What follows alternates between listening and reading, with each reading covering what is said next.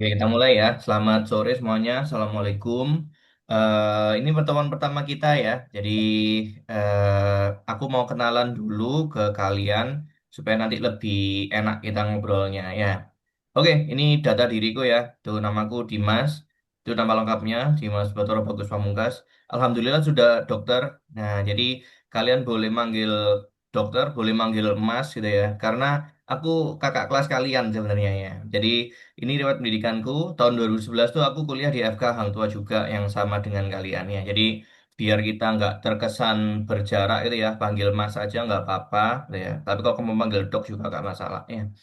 Nah, tahun 2020 aku kuliah lagi S2 anatomi di UNER ya. Jadi bidang ilmu utamaku itu anatomi sama histologi ya. Tapi nanti kalau kita ngomongkan topik apapun di tempat les ya di Kampus kita bisa kok ya. Oh ya, kalau sama aku mungkin kecuali parasitologi ya. Jadi aku nggak hafal tuh cacing-cacing tuh pembagiannya gimana. Aku nggak hafal. Tapi kalau yang lain insya Allah kita bisa diskusi di situ ya. Sama seperti kalian ya, aku dulu alumnus Kampus juga. Jadi Dokter Bambang itu guruku tuh. Nah, jadi itu kakek guru kalian ya. Jadi gurunya guru kalian ya. Nah, sekarang aku jadi dosen di FKUM Surabaya, tetanggaan juga kan sama Hang Tua ya. Meskipun agak jauh jaraknya, tapi banyak kenalannya. Oke, itu dulu data diriku singkat ya. Terus aku ucapkan selamat bergabung ya. Semoga kalian nanti belajarnya lancar tuh ya dan cepat lulus, cepat pakai jas putih yang sama kayak kita ya kan. Jadi segera dipanggil dok ya kan. Jadi bukan dek lagi tapi dok nanti ya. Semoga lancar belajarnya. Nah, ini aku ingatkan dulu motivasi belajar kita ya. Jadi kalau di anatomi itu kita akan banyak pakai istilah Latin kan ya. Jadi ini ada beberapa peribahasa lah di bahasa Latin yang bagus buat kita pelajarin ya.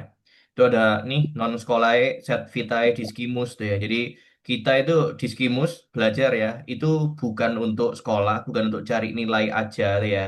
Tapi set itu tapi ya, vitae itu untuk hidup ya. Jadi untuk nolong hidupnya pasien kita nantinya. Jadi tolong belajar yang benar karena suatu saat kamu itu akan dihadapkan sama situasi yang cuman kamu yang bisa menyelamatkan nyawanya si orang itu gitu ya. Jadi jangan sampai belajarnya cuman sekedar lewat aja ya.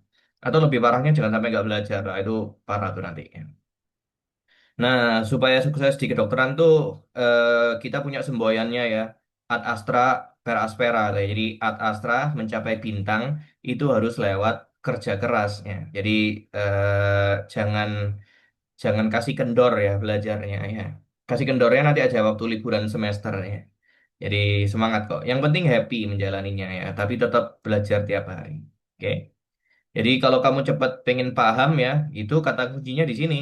Repetitio es mater studiorum. Tuh. Jadi repetitio pengulangan ya itu adalah ibunya, induknya segala belajar ya. Jadi kalau kamu pengen belajar apapun, cepatlah melakukan repetisi, mengulangi berkali-kali ya.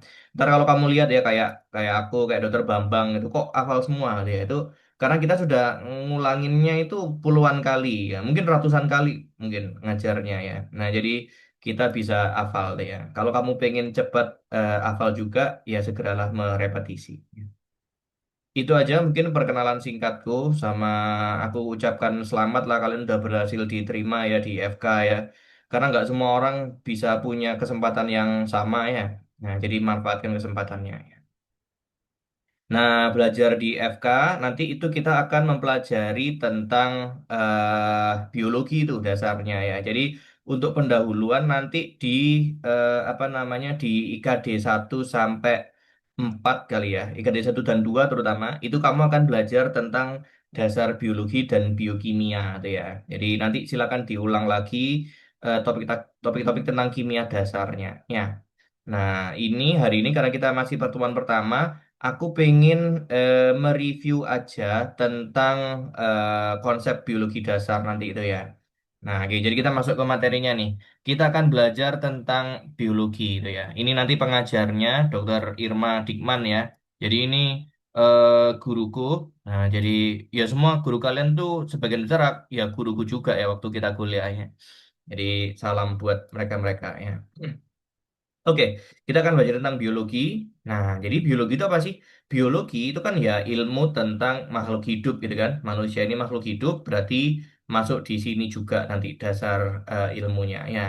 Nah, nanti biologi itu sebenarnya kan luas sekali ya. Cuman yang kita pelajari nanti itu adalah ini medical biology. Jadi biologi yang berkaitan dengan kedokteran, biologi kedokteran tuh ya.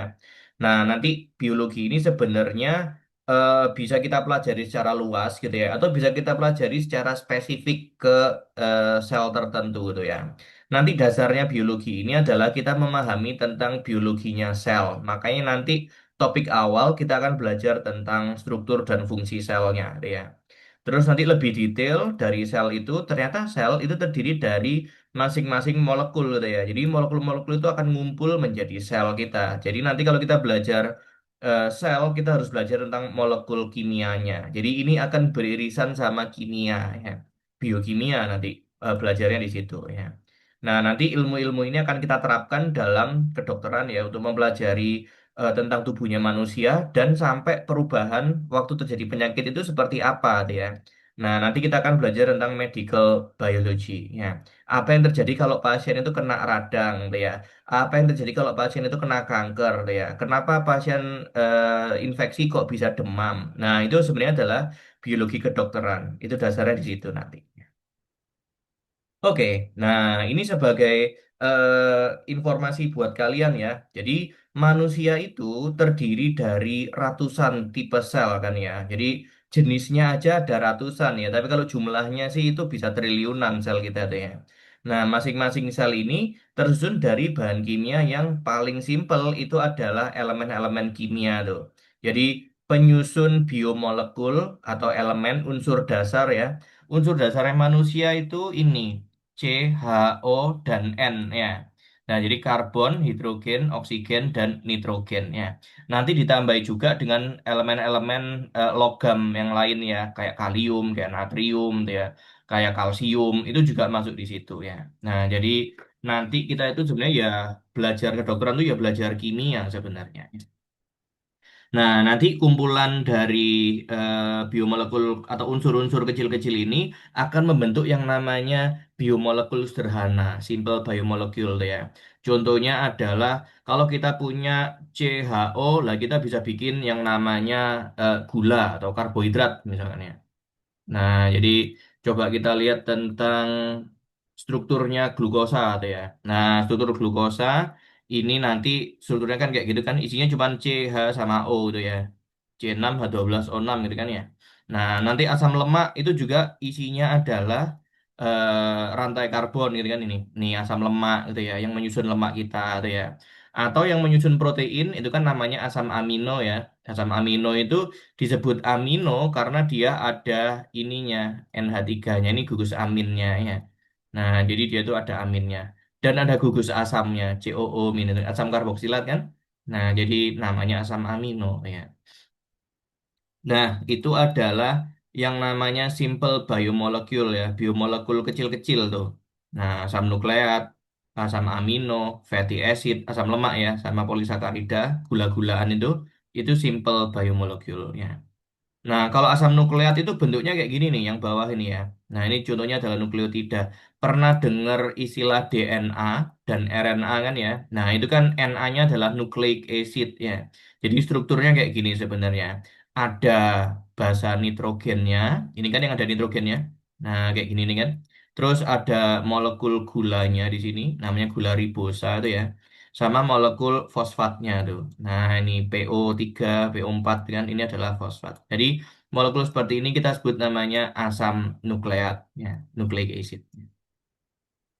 Oke, nah nanti eh, molekul-molekul sederhana ini kita akan tumpuk menjadi molekul yang lebih besar gitu ya. Jadi yang kamu kenal tadi itu namanya adalah biomolekul, simple biomolecule ya. Nah, terus nanti biomolekul ini kalau kita rangkai jadi besar ya, dia akan membentuk yang namanya makromolekul ya. Contoh ya, kalau kamu punya satu asam amino, ya itu cuman biomolekul aja kan ya. Tapi kalau asam amino itu kita susun sampai jadi panjang, lah itu namanya protein ya. Nah, jadi protein itu sebenarnya adalah kumpulan dari asam amino. Nah, kayak gini nih. Ini kalau kita lihat struktur protein kan kayak tali panjang gitu ya. Masing-masing bulatannya itu adalah satu asam amino tuh ya. Nah, jadi kumpulan asam amino namanya protein gitu ya. Kumpulan glukosa nanti namanya adalah glikogen misalkan tuh. Nah, kumpulan dari lemak, asam lemak ya, itu namanya lipid atau trigliserida misalkan itu. Nah, jadi ini yang lebih besar ya, molekul-molekul yang lebih besar. Nih, makromolekul ya.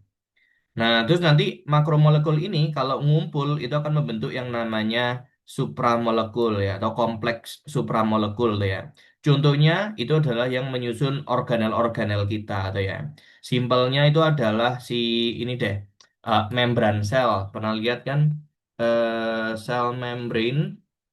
Nah, membran sel kita itu sebenarnya kan kumpulan dari lemak sama protein gitu ya. Nah, ini membran sel kita yang membungkus sel itu sebenarnya isinya adalah lemak itu. Nah, yang kayak gini strukturnya ya, ada kepalanya sama ada ekornya itu.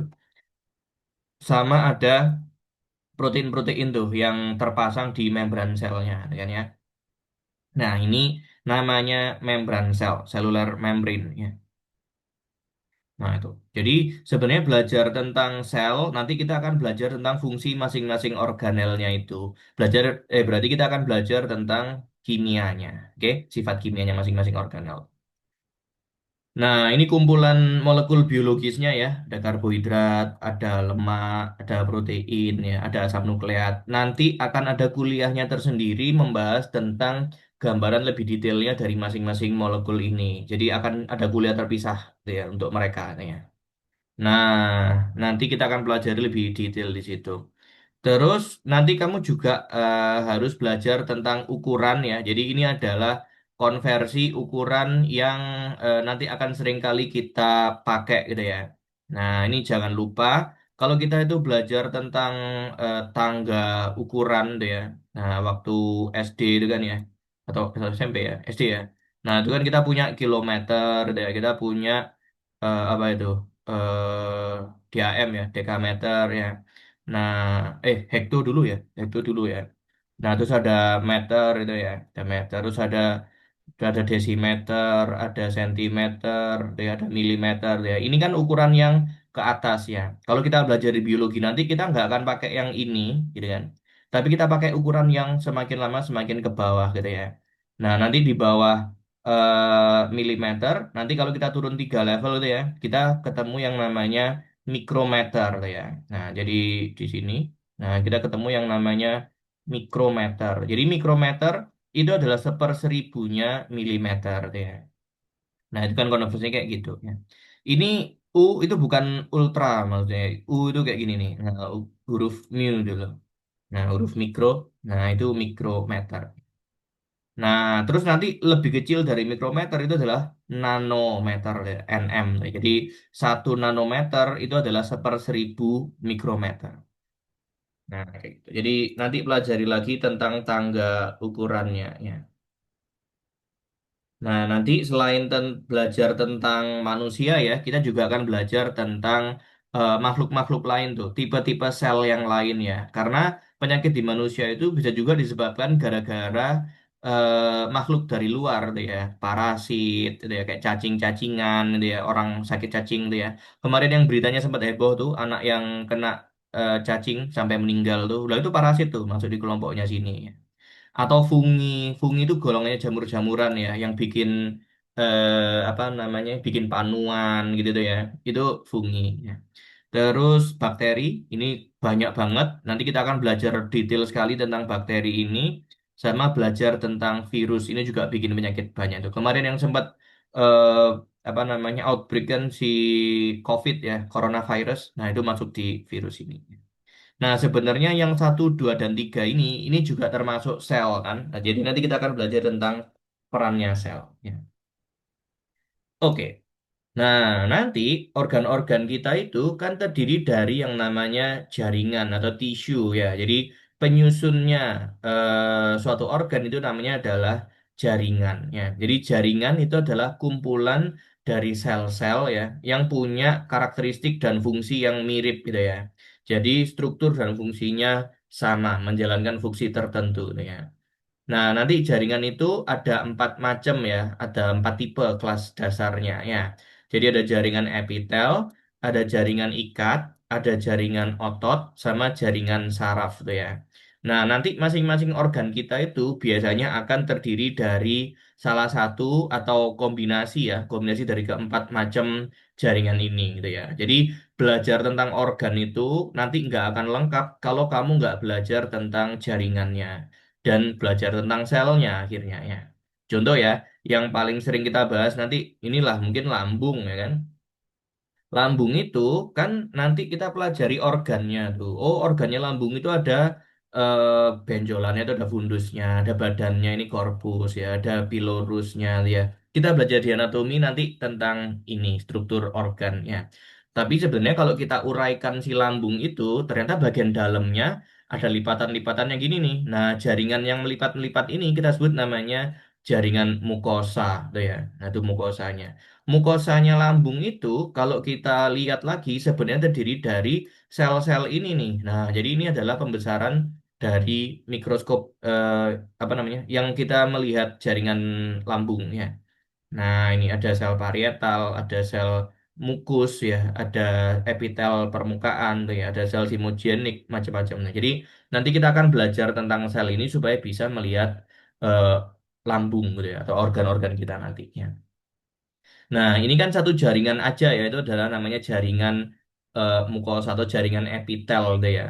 Nah, epitel. Sebenarnya nanti lambung itu juga ada jaringan lainnya, ada jaringan ototnya, ini kan ya. Makanya lambungmu bisa ngeremes makanan gitu kan, atau bisa keroncongan kalau kamu lapar ya kan. Itu gara-gara ada ototnya ya. Nah, selain ada ototnya, nanti di lambung itu juga akan ada pembuluh darahnya ya. Nanti kita akan belajar ini sistem pembuluh darahnya lambung. Ada 5 nanti arterinya tuh ya, yang langsung ke lambung ya. Nah, terus nanti selain ada pembuluh darahnya, nanti juga ada sarafnya. Mana tuh? Nanti kita akan belajar tentang ini persarafan yang mengontrol lambung gitu ya. Nah, tuh. Jadi masing-masing organ itu mesti terdiri dari salah satu atau kombinasi dari 4 jenis sel ini gitu ya. Nah, kayak gitu tuh. Kadang juga ada yang nggak punya struktur tertentu atau nggak punya lapisan tertentu tuh ya. Tapi biasanya organ-organ kita itu terdiri dari 4 lapisan ini atau 4 jenis jaringan ini. Tahu ya? Jadi jaringan itu terdiri dari sel. Ya, sel itu yang menyusun jaringan. Oke, tissue are composed of cells ya. Jadi jaringan itu terdiri dari sel-sel. Nah, jadi sebenarnya kalau kita belajar tentang organisasi biologis atau ukurannya biologi itu ya, biasanya kita dapat pasien itu kan dalam bentuk manusia, ya, ya pastikan kita dokter manusia ya. Jadi manusia yang datang ke kita itu adalah manusia sebagai satu organisme, tuh ya.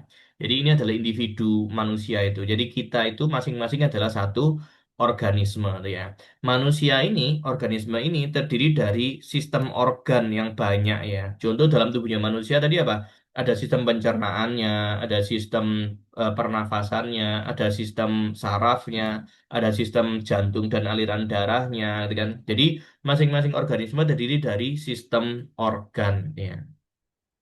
Nah, masing-masing sistem organ itu akan terdiri dari organ gitu ya. Jadi nanti cara belajarnya di Hang Tuah itu adalah belajar secara per sistem gitu ya. Nanti atau kita nyebutnya blok ya. Jadi nanti ada blok respirasi itu belajar tentang fungsinya sistem respirasi dan penyakitnya.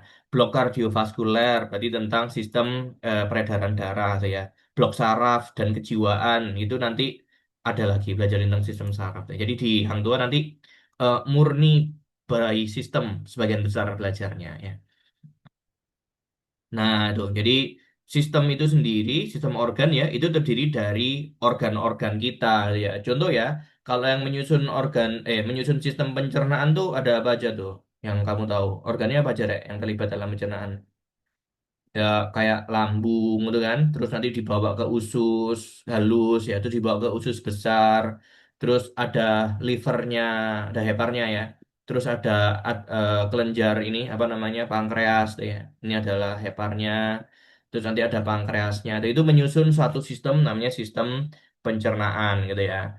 Kalau sistem pernafasan nanti ada apa aja tuh? Ada hidungnya, ada laringnya, ada trakeanya, sampai sampai ke paru-paru itu adalah sistem organ, jadi sistem pernafasan. Nah, masing-masing organnya tadi terdiri dari tisu atau jaringannya ya. Nah, masing-masing jaringan itu terdiri dari sel-sel tadi itu. Nah, padahal sel-sel itu terdiri dari organel-organel tadi itu ya. Jadi, kalau kita lihat tentang sel, contohnya yang sel lambung tadi, mana tuh? Nah, ini. Contoh ya, kalau kita lihat sel ini, itu kan ada banyak bagiannya ya. Ada nukleusnya, ada membran selnya, ada ribosomnya, gitu kan? Itu kan namanya organel. Jadi organel itu adalah organnya sel ya. Jadi yang menjalankan fungsi sel itu ya organelnya sebenarnya ya. Nah, tuh masing-masing organel tadi itu terdiri dari molekul atau supramolekulnya ya. Nah, molekul itu terdiri dari atom sebenarnya ya. Jadi belajar manusia itu sebenarnya adalah belajar tentang fisika dan kimia nanti ya. Jadi kita akan banyak pakai hukumnya fisika dan kimia di situ nanti ya. Nah, kalau kamu mau jadi dokter umum, itu minimal kamu mempelajari sampai sini. Kebanyakan blok sistem, nanti kita akan belajar sampai sini nih.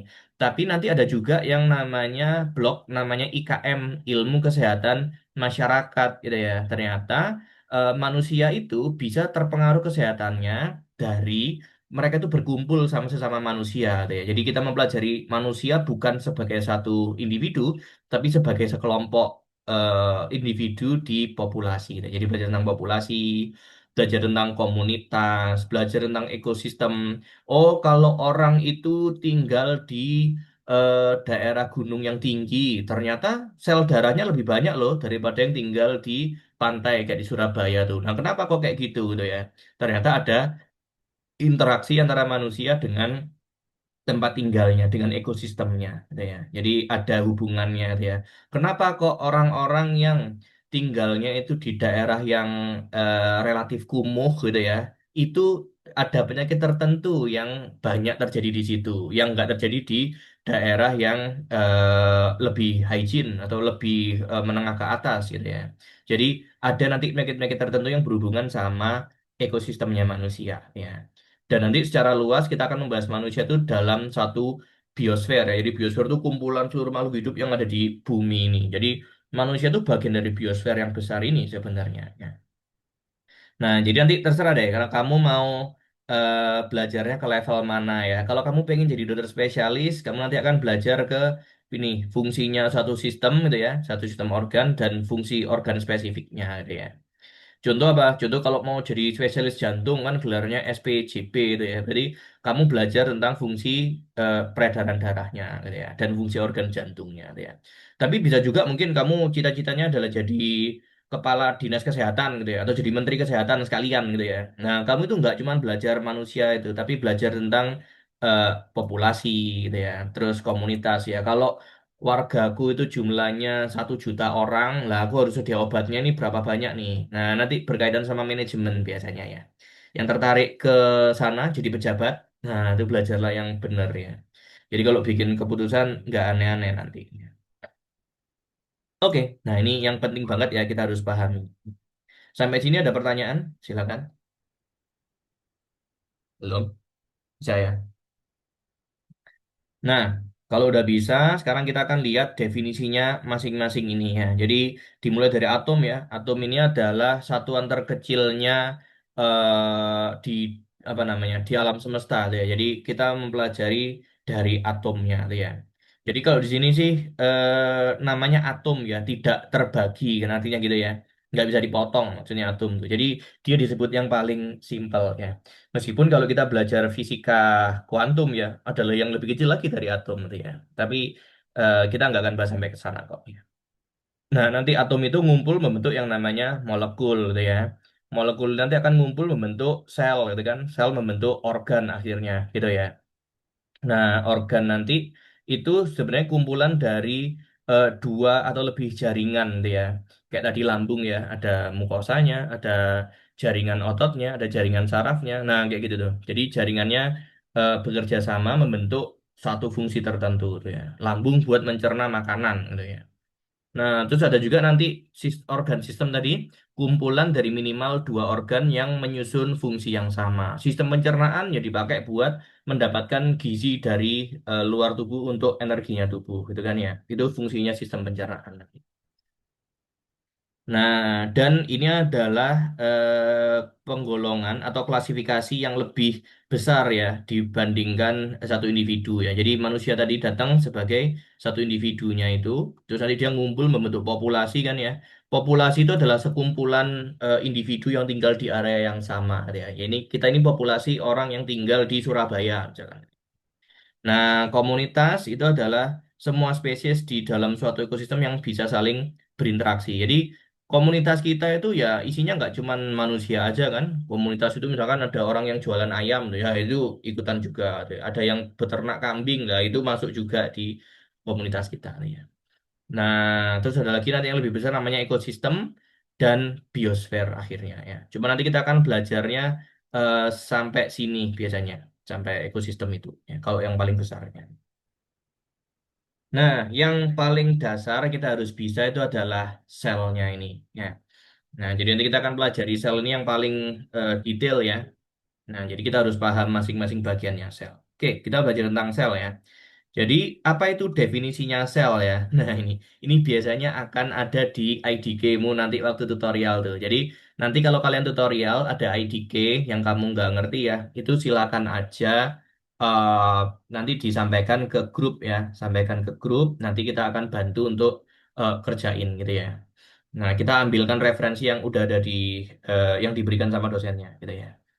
Nah, nanti ini adalah sel itu apa sih? Sel ini adalah suatu unit sentral ya yang paling kecil dalam organisasi biologi itu ya. Nah, jadi makhluk hidup itu disebut hidup kalau dia bisa membentuk sel gitu ya. Bahkan bakteri yang cuma satu sel itu kita sebut dia hidup nih ya. Apalagi kita yang selnya ada triliunan itu kita adalah makhluk hidup ya. Nah, ini sel itu adalah satuan terkecil yang membentuk suatu organisme atau simpelnya adalah satuan terkecilnya hidup. Nah, itu namanya sel ya. Nah, sel ini nanti akan kita bagi ya jadi dua kelompok utama ya. Ada sel prokariot dan ada sel eukariot ya. Jadi sebenarnya mereka itu berasal dari yang namanya karyon ya. Nah, karyon itu artinya nukleus ya atau ini bahasa Yunaninya nukleus ya. Karyon. Jadi kalau dia itu belum punya karyon, kita sebut namanya prokariot gitu ya. Kenapa kok dia nggak punya nukleus? Karena nanti kita lihat ya, karena dia itu nggak punya membran inti gitu ya. Nah, jadi yang prokariot kayak gitu. Kalau yang udah bener-bener punya nukleus, itu kita sebut namanya EU gitu ya. Jadi EU itu artinya bagus atau normal atau beneran gitu ya.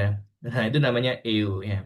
Contoh kalau kamu moodmu lagi bagus, bagus banget ya. Itu namanya euforia gitu kan ya. Nah, jadi EU itu artinya bagus dok, tinggi. Nah, eukariot ini yang betul-betul dia punya nukleus. Ya, termasuk di situ adalah sel binatang ya, kayak kita ini. Nah, sel kita itu masuk sel binatang sebenarnya ya. Kita termasuk yang vertebrata ya, bertulang belakang ya. Nah, terus nanti yang termasuk eukariot itu juga ada tanaman gitu ya, termasuk jamur di situ. Nah, itu adalah eukariot ya. Nah, eukariot yang paling simpel itu namanya adalah protista ya. Termasuk di situ nanti kita akan belajar tentang protozoa ya. Jadi protozoa itu hewan-hewan kecil ya, hewan-hewan kecil yang satu sel aja ya. Jadi itu adalah eukariot yang kecil. Kayak amoeba tuh ya, pernah dengar kan amoeba, entamoeba yang bikin diare berdarah gitu itu. Nah, itu entamoeba. Nah, ntar kita belajar mereka ya. Jadi ini adalah strukturnya dari sel bakteri.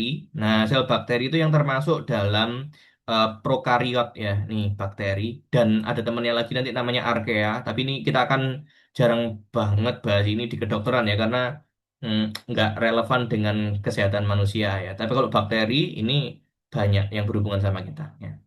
Nah, jadi strukturnya bakteri itu, ini tak cariin gambarnya yang lebih bagus ya.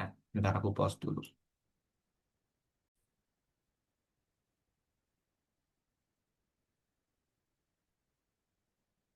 Oke,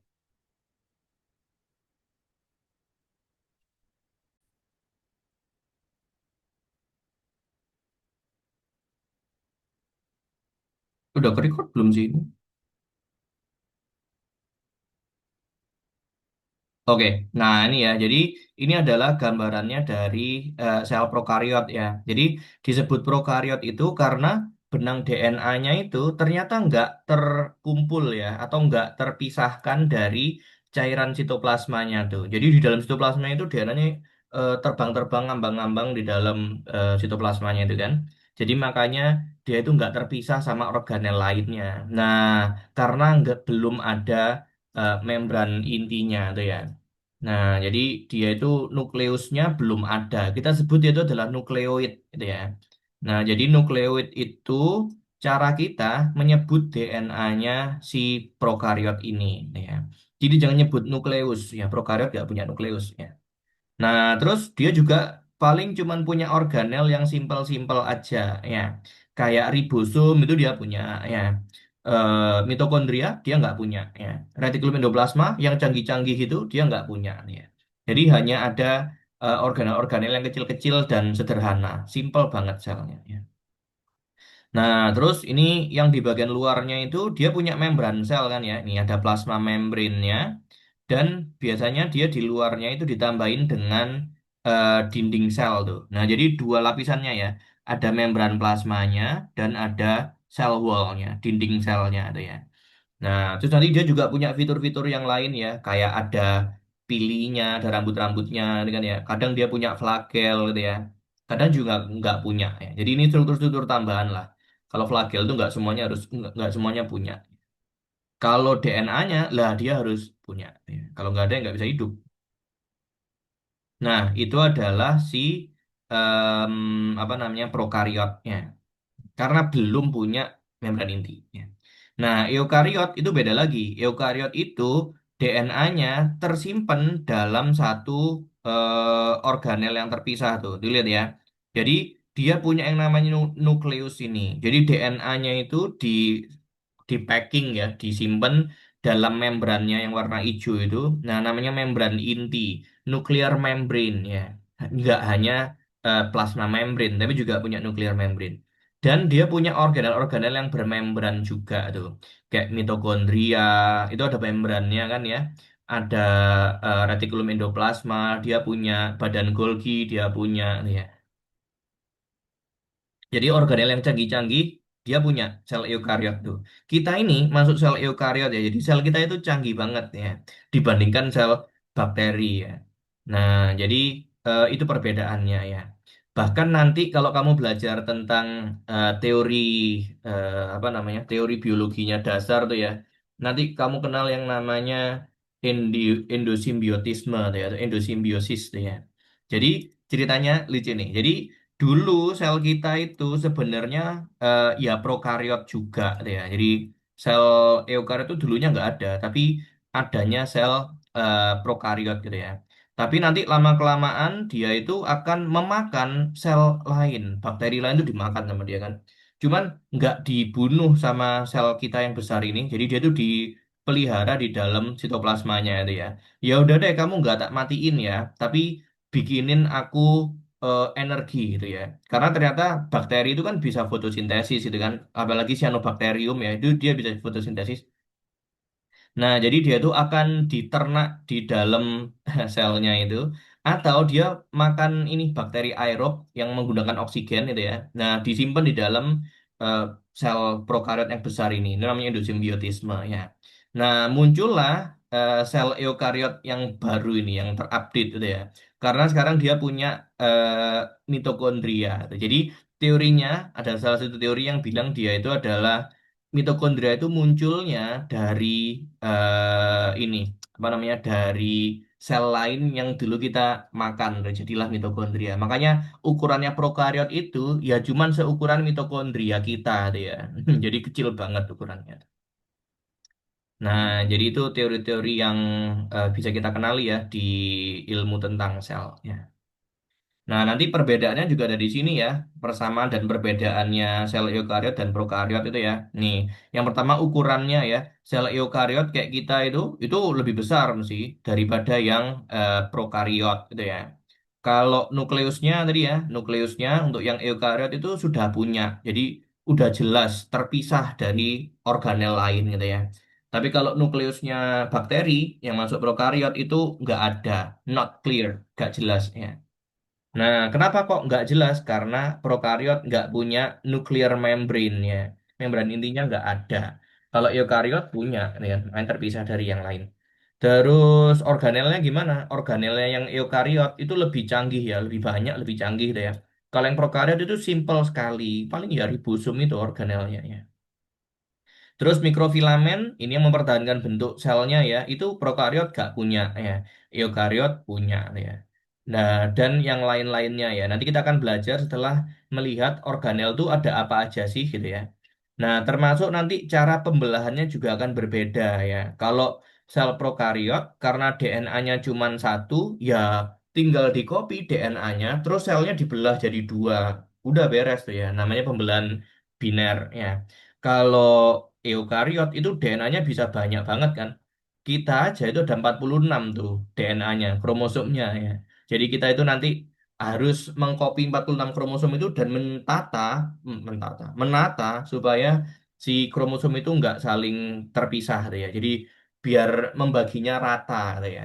Nah, nanti kita belajar tentang proses mitosis sama meiosis di situ ya. Nanti topik yang lain ya. Nah, dan lain-lainnya. Nanti itu apa namanya? Lebih banyak kita pelajari yang detail di masing-masing fungsi sel nantinya. Oke, sampai sini ada pertanyaan tentang perbedaannya eukariot sama prokariot, bisa kan? Nah, ini persamaannya ya, persamaannya ya mereka sama-sama punya makromolekul yang mirip gitu ya. DNA-nya prokariot sama DNA-nya eukariot itu ya sama, terdiri dari asam nukleat gitu ya. Ribosomnya apa namanya? Ribosomnya eukariot sama prokariot itu ya mirip gitu ya. Mirip ya, bukan sama ya. Jadi dia tuh mirip sama-sama terdiri dari R RNA gitu kan ya. Nah, jadi mirip tapi agak beda gitu ya. Jadi sebenarnya banyak persamaan antara EU sama prokariotnya. Dan semua sel itu mesti punya membran plasma. Semua sel punya membran plasma, tapi nggak semua sel punya dinding sel, tuh ya. Kayak sel manusia, sel hewan itu kan nggak ada dinding selnya. Nah, nanti ini atau hal-hal yang bisa kita temukan di dalam sel itu ada macam-macam ya. Ada protoplasma, ada organel, dan ada inklusinya ya. Nah, sekarang kita lihat dulu protoplasma. Protoplasma itu cairannya ya. Cairannya di dalam sel itu kita bisa bagi ya. Ada nukleoplasma atau nama lainnya itu karyoplasma. Ini berarti cairan di dalam sel ya. Kalau sitoplasma itu cairan yang di luar selnya. Sorry, di luar nukleusnya ya. Nah, itu namanya sitoplasma. Nah, jadi ini ya cairannya nukleus namanya nukleoplasma, tapi cairan yang ada di luarnya namanya sitoplasma. Oke. Nah, tentang protoplasma itu cairannya tadi ya, itu utamanya terdiri dari air ya. 70-85% itu isinya adalah air. Terus ada juga elektrolitnya. Elektrolit itu ion-ion ya, kayak natrium ya, kayak kalium, kayak chloride gitu ya. Itu ada di dalam protoplasmanya ya. Terus nanti ada proteinnya juga nih ya, 10-20% dari massa sel, jadi lebih sedikit daripada air ya. Terus ada lipidnya juga bisa ada di protoplasma dan ada karbohidratnya ya. Karbohidrat ini kayak gula itu ya termasuk di situ kan glukosa itu nanti dia sebagai nutrisi sel biasanya. Jadi bahan bakarnya sel itu adalah karbohidrat utamanya glukosa ya. Tapi peran strukturalnya, perannya menyusun sel itu kecil banget gitu ya. Nah, jadi yang berperan struktural itu lipidnya dan proteinnya ya, bukan karbohidrat. Oke. Nah, ini ya, protoplasma itu sebenarnya adalah suatu benda atau suatu senyawa kayak jelly gitu ya, yang ada di dalam sel kita itu.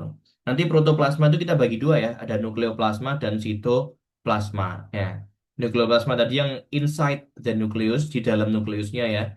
Nah, jadi di dalam nukleus itu nanti akan ada eh, itu materi-materi genetiknya.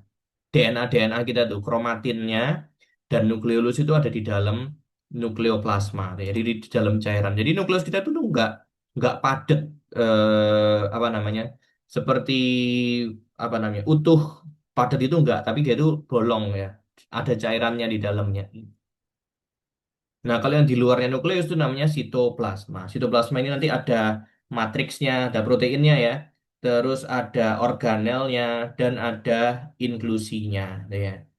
Nah, matriks itu apa sih? Matriks itu adalah ini suatu cairan ya yang berupa koloid, gitu, yang di mana sel itu metabolisme itu terjadi ya. Jadi komponennya sitoplasma, ya. Nah, di mana nanti matriks itu ada proteinnya, namanya protein aktin, gitu ya. Jadi kalau kita melihat apa namanya strukturnya sitoplasma itu nggak kosong ya. Ini coba tak liatin gambarnya yang bagus tuh kayaknya di PPT-nya UNER ya. Nah, jadi di dalam sitoplasma itu nggak kosong ya. Nanti ada mana tuh? Nah, kayak gini nih. Jadi rongganya, rongga sel kita itu ada cairannya kan di situ ya. Itu sitoplasmanya. Tapi di dalamnya itu ada banyak proteinnya itu, kayak ada jaring-jaringnya gitu kan. Nah, itu yang kita sebut namanya matriksnya. Jadi ini matriks intrasel ya, matriks yang di dalam sel. Jadi kayak jaring-jaring di dalam sel ya. Itu isinya protein sebenarnya. Nah, kalau matriks yang di luar sel namanya matriks ekstrasel ya. Nanti nanti aja kita bahas tentang histologinya matriks ekstrasel. Oke. Nah, itu strukturnya tentang sel ya. Cairannya itu adalah protoplasma ya. Nah, nanti ada juga yang berupa struktur organel nih. Nah, organel itu apa sih? Organel itu adalah organ-organnya sel yang kecil-kecil tuh ya. Tempat terjadinya proses kimia spesifik tertentu di dalam sel itu ya. Ada banyak organel itu ya, mulai dari membran plasmanya sampai yang sitoskeletonnya ya. Jadi kerangkanya sel itu namanya sitoskeleton ya. Organel ini nggak kelihatan kalau pakai mikroskop biasa ya, tapi harus pakai mikroskop elektron ya. Paling yang bisa kelihatan itu adalah nukleus ya. Ini termasuk organel yang paling besar ya. Nah, jadi nanti kalau di histologi ya, di histologi kita belajar tentang sel itu pakai mikroskop cahaya aja kan. Nah, itu kelihatan kayak gini. Satu sel itu paling yang kelihatan cuman nukleusnya aja tuh ya. Tapi ribosomnya di mana, mitokondrianya di mana itu gak kelihatan ya kalau pakai mikroskop cahaya ya. Nah, nanti kita akan kenalan sama mikroskop elektron yang pembesarannya lebih kuat ya. Oke. Nah, nanti selain organel itu juga ada inklusi gitu ya. Inklusi itu apa sih? Inklusi itu senyap apa namanya? Bahan yang bukan organel tapi mengendap di dalam sitoplasma gitu ya. Nah, jadi dia ini bukan organel ya, tapi dia itu tumpukan bahan tertentu. Contoh apa? Contoh ini tinta tato ya. Tato ink. Nah, jadi tinta tato itu sebenarnya adalah tinta yang dimasukkan di bawah kulit kan dan tersimpan di dalam ini di dalam sel kulitnya itu. Inclusion. Nah, jadi nanti apa namanya tinta tatonya itu akan ada di oh bukan ini. Nah,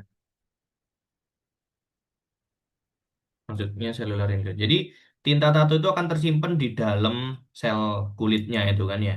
Nah, cara kerjaan tato gitu kan, dia nusuk namanya kulitnya, terus dimasukin tinta di bawahnya situ kan. Nah, nanti sel-sel di sekitarnya itu yang akan menyimpan tintanya itu, gitu ya. Nah, atau inklusi yang lain deh, itu kayak lipofusin deh ya. Lipofusin. Nah, nih lipofusion itu inklusi juga ini ya, tumpukan eh, apa namanya protein-protein yang udah lama gitu ya. Jadi ini adalah sisa dari pembuatan proteinnya itu yang semakin banyak numpuk ya. Kalau sel itu semakin tua ya. Contoh ya nih kayak gini nih. Yang ungu-ungu ini kan nukleusnya ya. Tapi coba lihat yang coklat-coklat itu adalah pigmen namanya lipofusin ya. Nah, jadi itu inklusi. Tumpukan bahan kimia di dalam sel itu namanya inklusi. Nah, kayak gumpalan-gumpalan gitu nanti. Nah, oke, jadi dia itu bukan organel ya, itu bukan bagian dari fungsi selnya. Ya. Bisa macam-macam nanti inklusi itu ya. Jadi kita lihat di histologi. Oke.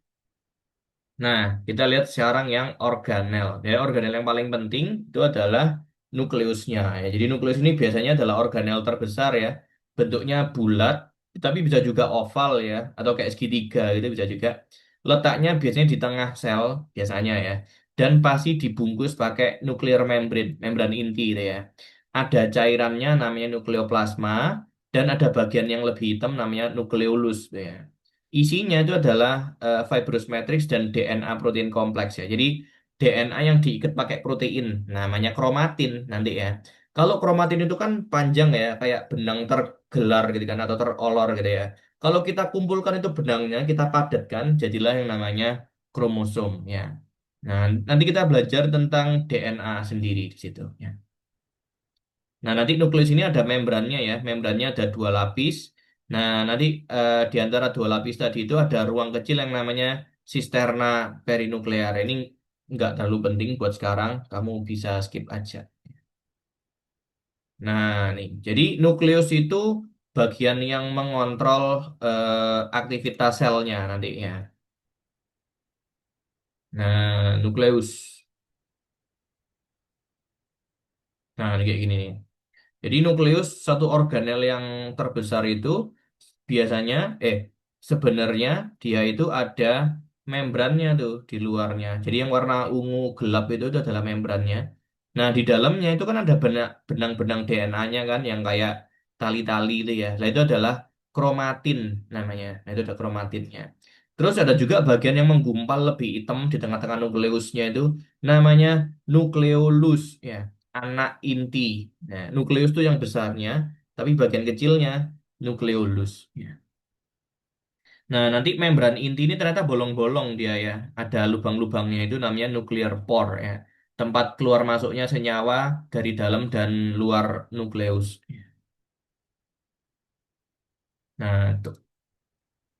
Nah, nukleus ini nanti akan ada di dua fase ya. Jadi ada fase interfase dan mitosis ya. Mungkin nanti kita bahas waktu udah masuk di topiknya aja ya, biar lebih detail. Jadi interfase itu sebenarnya adalah kondisi waktu selnya tidak membelah gitu ya. Tapi kalau saat sel itu membelah, dia akan mengalami yang namanya mitosis ya. Terus kita juga belajar nanti tentang cara kematian sel ya. Nah, nanti mungkin lebih enak kalau kita lagi offline ya. Jadi lebih fokus ya. Nah, terus fungsinya intinya nukleus itu nanti akan menyimpan informasi genetiknya sel ya. Jadi informasi tentang sel itu, sifat-sifat sel itu ada di dalam nukleusnya ini, di dalam DNA-nya itu ya. Nah, gimana caranya DNA itu menyimpan sifat sel kita? Nanti kita akan pelajari di proses transkripsi protein ya dan ekspresi genetik ya. Jadi topik yang seru nanti. Ini komponen nukleus tadi ada macam-macam ya. Ada nuclear envelope, gitu ya. Nuclear envelope itu membran inti, ya, atau nukleolemma bahasa Latinnya ya. Nah, terus nanti ada nuclear pores, lubang-lubangnya itu kan ya. Lubangnya itu. Terus ada nukleolus tuh ya. Nukleolus itu bagian yang lebih menggumpal, yang lebih gelapnya tuh ya. Nah, itu sebenarnya adalah tempat terjadinya pembuatan ribosomal RNA gitu ya. Jadi itu adalah tempat bikinnya ribosom di situ nantinya. Nanti ribosomnya dikeluarin tuh dari nuklear pore-nya ya. Itu lagi bikin ribosom. Nah, tuh. Terus ada cairannya tadi namanya nukleoplasma. Jadi itu cairan yang ada di dalam nukleus itu untuk apa namanya mengendalikan atau menjadi tempat terjadinya proses-proses dalam nukleus itu ya. Proses mengcopy DNA, proses bikin protein, nanti itu adanya di dalam cairan nukleoplasma itu. Nah, benang DNA-nya itu nanti dia tersimpan dalam yang namanya kromatin. Jadi, benang-benang yang panjang-panjang ini adalah benang DNA sebenarnya. Kita sebut namanya kromatin. Oke. Nah, nanti kalau kromatinnya kita gumpalkan, itu kita sebut namanya kromosom. Ya. Cuma kromosom nanti akan kelihatan waktu sel itu sedang membelah, ya, lagi mitosis. Nah, ini ya. Jadi, kromatin itu materi genetik dalam kondisi yang terdispersi, yang terurai gitu ya. Jadi kendor dia. Nah, itu isinya adalah DNA dan protein-proteinnya, terutama protein histon. Nah, nanti ini jenis-jenis protein, tapi ntar aja kita bahas waktu di FK ya, waktu udah masuk kuliah ya. Nah, terus nanti kromosom. Nah, kromosom itu adalah gumpalan dari benang kromatin tadi itu ya. Kromosom ini DNA dan kromatin ya. Nah, jadi eh, susunan yang paling simpelnya itu kita sebut namanya DNA. Ya. Ini benangnya kan, benang asam nukleatnya itu DNA tuh. Nah, DNA ini nanti bisa digulung pakai protein yang kuning-kuning itu namanya adalah protein histon ya. Jadilah namanya nukleosom ya. Nah, nukleosom ini nanti kalau kita kumpulin nukleosom, nukleosom, nukleosom itu ya, jadi yang namanya kromatin. Jadi kromatin itu kumpulan dari nukleosom, ya kumpulan dari DNA sebenarnya. Nah, kromatin itu sebenarnya benangnya yang sedang terurai gini, yang sedang digelar gitu ya. Tapi kalau benangnya itu kita padatkan, dia akan membentuk nih kromosom yang huruf kayak huruf X gini nih. Biasanya digambarkan kayak huruf X gini ya. Dan itu namanya kromosom. Oke. Nah, ini ya. Manusia itu nanti punya 46 buah kromosom, 23 pasang kromosomnya. Nah, ini kalau dilihat nukleus ya, nukleus itu ada membran selnya, sorry, membran intinya, ada cairannya namanya nukleoplasma, ada nukleolusnya di tengah-tengah, gitu ya, ada kromosomnya ini kalau lagi membelah ya. Ada yang belum digumpalkan namanya kromatin, nah masih terurai ya. Oke. Nah, nih, jadi ini adalah strukturnya. Tadi udah tahu ya, DNA membentuk kromatin, kromatin nanti akan digulung menyusun kromosom. Oke. Ada pertanyaan tentang nukleus? Silakan. Nanti kita akan belajar fungsi-fungsinya nukleus lebih detail ya di topik-topik yang lain. Nah, kalau udah bisa, sekarang kita ke sitosol ya. Sitosol itu adalah rongganya sel itu tuh, yang ada sitoplasma cairannya itu dan ada organelnya itu adalah namanya sitosol. Ya, cairannya namanya sitoplasma, tapi ada organelnya juga di situ dan ada inklusinya. Jadi rongga sitosul ini adalah tempat awal ya, tempat utama terjadinya metabolisme seluler ya. Dan dia itu ada sitoskeletonnya ya. Jadi sitoskeleton tadi itu yang kita lihat kayak tali-tali gini nih. Nah, jadi matriks intrasel itu disusun dari protein-protein sitoskeleton ini tadi itu. Nah, nanti proteinnya ada macam-macam tuh. Ada protein intermediate filamen, ada protein mikrotubulus, ada protein aktinnya.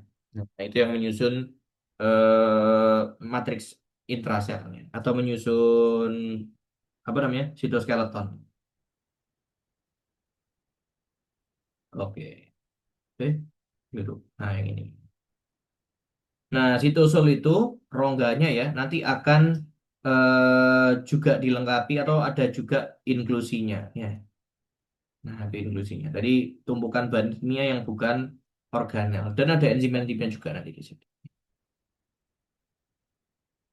Nah, terus ini kita lihat masing-masing organelnya ya. Yang pertama kita lihat retikulum endoplasma. Jadi retikulum endoplasma itu organelnya yang berbentuk ini ya, berlipat-lipat gitu deh ya.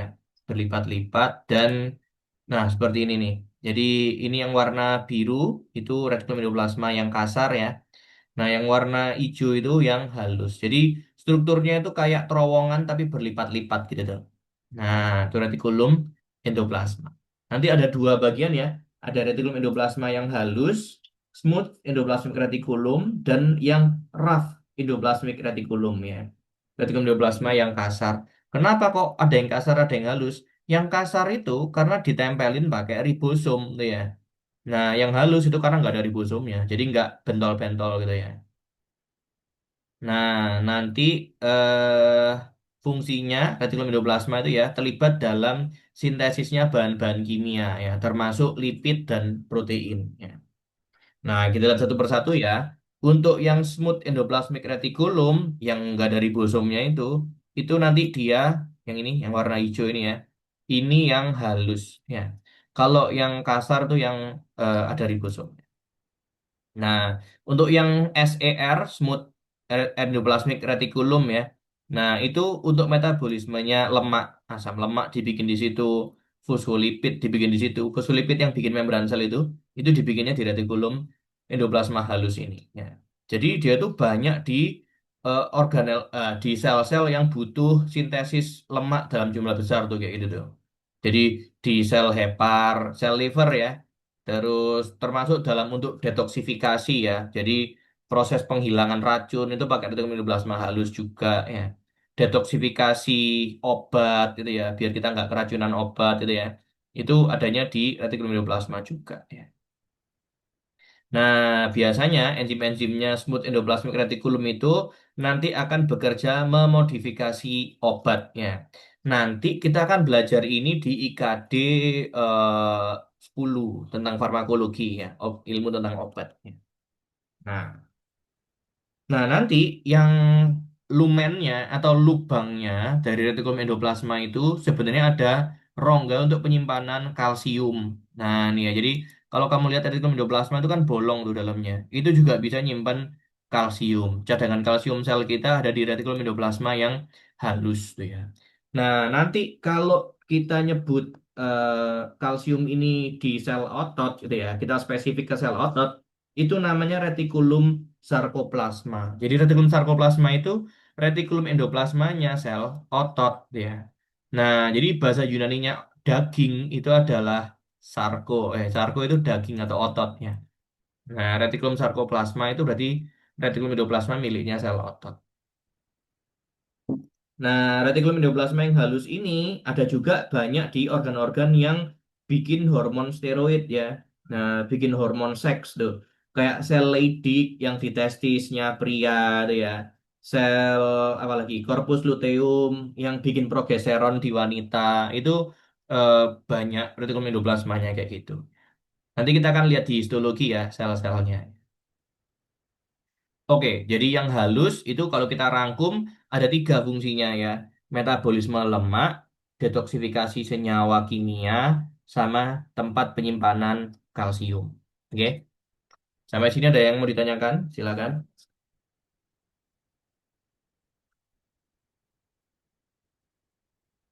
Belum ada ya? Oke. Nah, sekarang kita ke bagian yang kasarnya, retikulum endoplasma kasar. Jadi retikulum endoplasma kasar ini yang tugasnya itu menyusun atau membentuk protein ya. Nah, jadi atau organ atau proteinnya organel-organel tuh ya. Nah, jadi protein yang dikeluarkan di membran plasma atau di organel lain nih. Nah, jadi sebenarnya yang memproduksi protein itu adalah ribosomnya, tapi yang mematangkan proteinnya itu adalah retikulum endoplasmanya. Jadi ceritanya gini, si ribosom itu bikin kerangka dasarnya protein kan, terus dimatangkan di retikulum endoplasmanya ini. Nah, habis dimatangkan sama dia, di packing tuh proteinnya, terus dikirim ke Golgi. Nah, itu ya. Jadi kantong yang berisi proteinnya itu dikirim ke Golgi aparatus, badan Golgi. Nah, ini ya. Jadi eh, apa namanya? Protein yang disekresikan sama retikulum endoplasma itu nanti akan ditransport ke Golgi vesicle ya. Jadi kantongnya Golgi. Nah, terus retikulum endoplasma yang kasar ini terutama di sel-sel yang banyak membuat protein tuh ya. Sel saraf misalkan. Nah, itu banyak bikin protein. Ntar kita lihat strukturnya di histologi. Nah, kalau ribosom itu pencetak protein ya. Jadi printernya protein itu ribosom ini. Jadi organelnya kecil banget gitu ya. Meskipun kadang ribosom itu ya bisa ngerombol ya. Di sel-sel tertentu itu ribosomnya bisa ngerombol. Kayak di sel saraf ya. Nanti kita sebut yang namanya Nisl bodies itu ya. Jadi kalau di sel saraf itu si apa namanya ribosomnya itu gerombol kayak gini nih. Nah, jadi yang bentol-bentol biru-biru gelap itu ya. Nah, itu namanya cell bodies ya. Kalau yang putih ini nukleusnya. Nah, yang hitam di tengah nukleus itu namanya nukleolus. Nanti kita belajar histologi itu kayak gini ya, kita lihat bentuk selnya, kita lihat struktur selnya, ya. Oke. Nah, jadi ribosom itu tempatnya untuk memfabrikasi atau mensintesis protein, ya nih, sintesis protein, pabrik protein. Nah, nanti ribosom itu biasanya akan ada dua subunit ya, subunit besarnya dan subunit kecilnya, 60S sama 50S. Itu ribosom. Terus protein yang dibikin sama ribosom tadi kan dikirim ke retikulum endoplasma kasar ya. Habis itu dikirim lagi ke Golgi. Ya, jadi Golgi itu tukang packingnya ya, ini tukang packingnya. Nah, nanti dikirim ke Golgi terus disimpan tuh di situ di dalam Golgi aparatusnya. Oke. Nah, jadi Golgi kompleks ini nanti tugasnya adalah memproses protein dan packaging ya. Kayak ini, kurir protein tuh ya. Jadi kayak kurir yang nganterin paketan ke rumah kita itu. Nah, oh ini tujuannya ke membran inti gitu ya. Ini tujuannya ke membran sel. Ini tujuannya ke mitokondria. Ini proteinnya mitokondria nih ternyata nih. Nah, jadi dia itu yang bagi-bagiin kemana harusnya protein itu ditempatkan ya. Jadi Golgi. Nah, ini jadi Golgi tadi itu dia punya dua sisi ya. Jadi ada sisi penerimaannya ya, dan ada sisi pelepasannya ya. Nah, jadi kalau kita nyebutnya kayak gini nih. Jadi ada pintu masuk ke dalam Golgi ya. Ini kita sebut namanya cheese side atau cheese face ya. Yang satu lagi setelah di packing di Golginya itu dilepaskan di sisi satunya ini namanya trans face ya, trans side ya, sisi transnya. Nah, nanti keluar dari sini terus dikirim ke tempat yang diperlukan sama proteinnya tadi itu ya. Misalkan proteinnya harus dikeluarkan, ya udah dibuang keluar sel gitu ya. Nah, kayak gitu. Nah, jadi itu fungsi Golgi-nya. Ya. Nah, jadi nanti si ini apa namanya? Kantong-kantong penyimpanannya Golgi ini itu bisa berisi enzim macam-macam kan? Nah, salah satunya itu kalau dia berisi enzim yang hidrolitik ya. Nah, kalau enzim yang hidrolitik itu enzim yang untuk memecah molekul lain nih. Memecah itu bahasa Latinnya adalah lisis ya. Lisis. Berarti kalau enzimnya itu membuat molekul lain pecah, hidrolisis ya. Enzim hidrolisis disimpan di kantong yang namanya lisosom tuh ya. Nah, jadi lisosom itu ya organel dari Golgi sebenarnya atau kantong yang dibikin sama Golgi, cuman isinya spesifik enzim yang proteolisis. Sorry, enzim yang hidrolisis ya. Nah, itu. Jadi lisosom ini ya nanti dia itu isinya terutama enzim-enzim nih hidrolitik gitu ya. Dan pH-nya asam gitu ya. pH-nya itu asam supaya enzimnya bisa aktif nantinya. Nah, nanti ini contohnya ya. Kenapa sih kok kita tuh harus punya lisosom tuh ya? Nah, nih. Nanti kita akan cerita tentang proses fagositosis tuh. Nah, nanti ya, kita belajar tentang gimana caranya sel darah putih makrofag gitu ya itu membunuh bakteri yang dia telan gitu ya. Nah ini, jadi kalau kita tuh punya sel makrofag yang besar ini, itu kalau dia habis nelan bakteri disimpan dalam kantongnya itu, terus disemprot pakai proteinnya itu. Nah proteinnya ini, enzimnya itu ada di dalam lisosom. Nah apa efeknya? Nanti begitu bakteri itu kena enzim-enzim ini, itu akan pecah tuh bakterinya, akan protol ya, rusak dia ya. Nah, jadi itu caranya makrofag untuk membunuh bakterinya. Nah, pakai enzim dari lisosom. Nah, itu tugasnya lisosom tuh kayak gitu tuh. Mencerna bakteri, mencerna protein yang barusan dimakan sama sel gitu ya. Nah, itu lisosom. Jadi organ pencernaannya sel lah dia itu. Oke, nah kalau enzimnya itu ngurusin reaksi redox ya atau peroksidase, kita sebut namanya peroksisom ya. Nah, jadi peroksisom itu ya sama seperti lisosom, kantong dari Golgi juga, cuman isinya itu enzim yang berbeda. Nah, namanya peroksisom. Atau kalau di tanaman namanya glioksisom tuh ya. Nah, itu.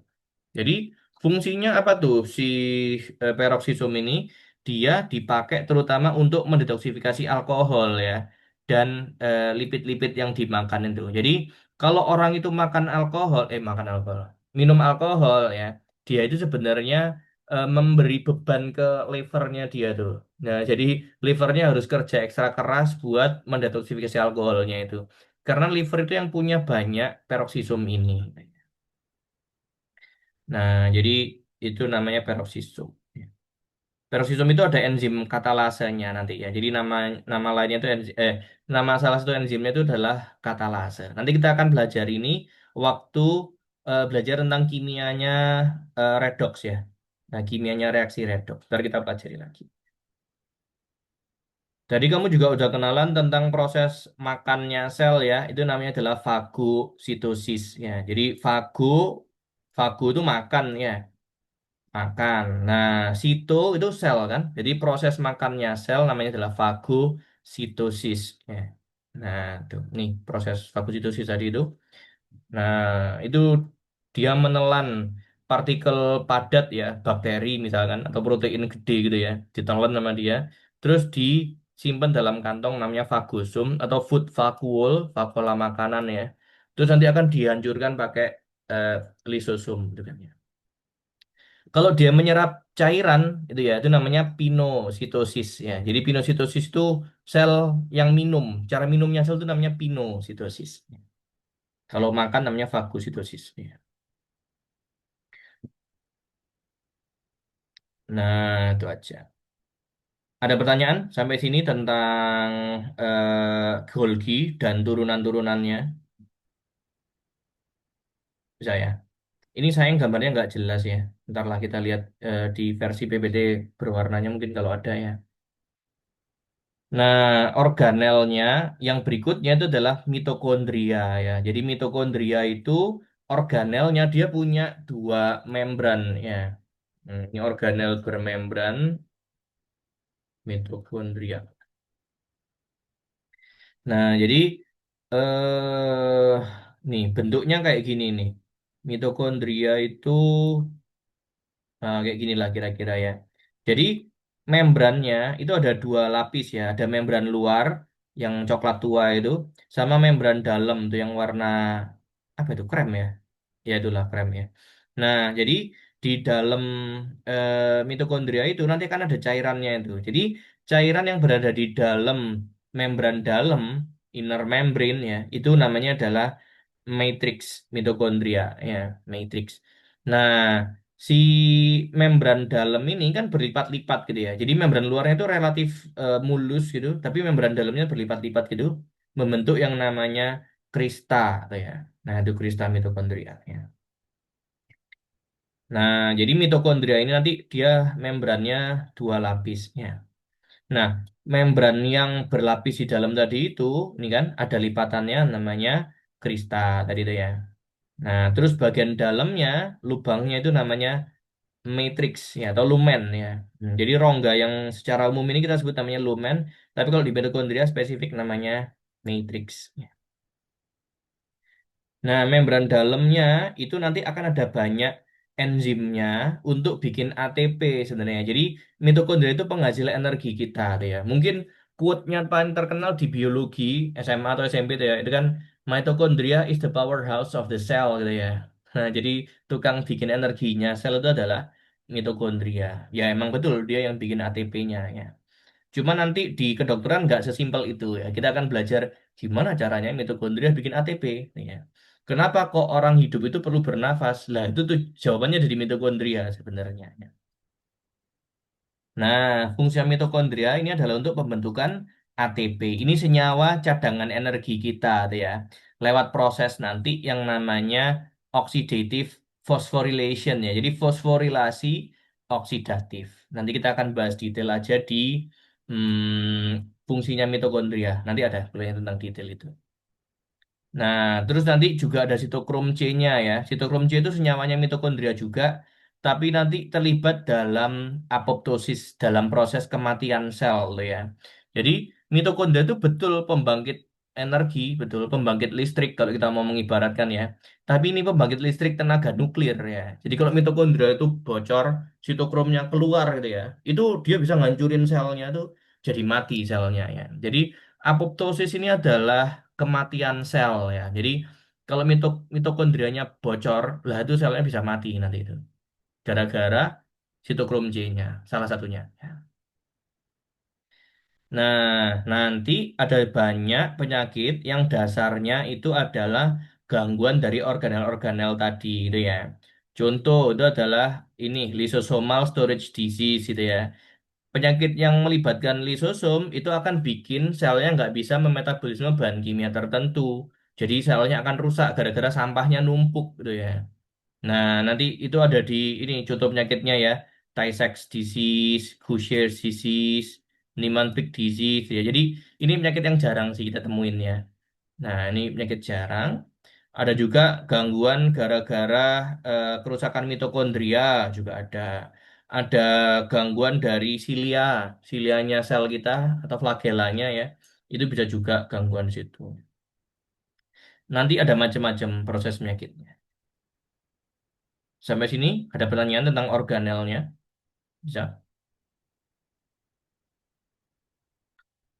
Kalau udah bisa, nah topik berikutnya tentang sitoskeleton ya. Sito itu apa? Sito itu sel ya. Jadi kalau kamu ketemu kata sit itu sel ya. Nah, skeleton itu adalah kerangka. Jadi kerangkanya sel ya. Nah, kerangka sel kita itu sebenarnya bukan tulang ya, tapi protein ya. Nah, ini di dalam sel itu tadi ada proteinnya. Tadi sudah sempat aku singgung ya tentang em, sitoskeleton. Tadi kan di sitosol itu ada tiga macam kerangkanya, tiga macam proteinnya ya. Ada mikrotubulus yang besar, ada mikrofilamen yang kecil kayak aktin gitu ya. Dan ada intermediate filamen yang sedengan ukurannya di antara mikrotubulus dan mikrofilamen. Nah, kan sama kan di sini ada tiga ya. Nah, nanti mereka itu fungsinya bisa sendiri-sendiri gitu ya, macam-macam fungsinya ya. Kalau yang mikrofilamen itu kayak aktin gitu deh ya. Aktin tuh protein yang kecil kayak gini nih. Nah, itu nanti terlibat dalam proses gerakan sel ya. Jadi, semakin banyak sel itu bergerak, maka akan semakin banyak aktinnya gitu ya.